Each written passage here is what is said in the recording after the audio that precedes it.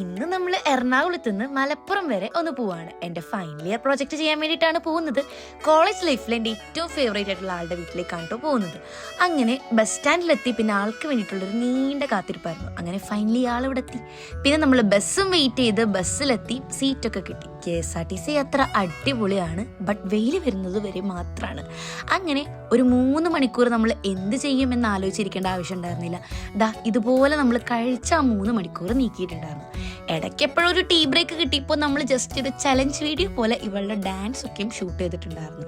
തൊലിക്കെട്ടി കുറച്ച് കൂടുതലായ കാരണം ആരും മൈൻഡ് ചെയ്തൊന്നും ഞങ്ങൾ നോക്കിയില്ല. പിന്നെ ഫൈനലി നമ്മൾ പൊന്നാനിയിൽ എത്തിയിട്ടുണ്ടായിരുന്നു. അവിടെയാണ് കേട്ടോ ആളുടെ വീട്. അങ്ങനെ വീട്ടിലെത്തി നമ്മൾ അവിടെ അച്ചാച്ചനെയും അമ്മേനെയും എല്ലാവരെയും മീറ്റ് ചെയ്ത് ഭയങ്കര വിശന്ന് ഉച്ച സമയത്താണ് നമ്മൾ എത്തിയത്. അങ്ങനെ ഫുഡൊക്കെ കഴിച്ച് കഴിഞ്ഞിട്ട് പിന്നെ നമ്മൾ നേരെ പോയി കിടന്നിട്ടുണ്ടായിരുന്നു. ബാക്കി വിശേഷങ്ങളൊക്കെ ആയിട്ട് അടുത്ത വീഡിയോയിൽ വരാം. ബൈ.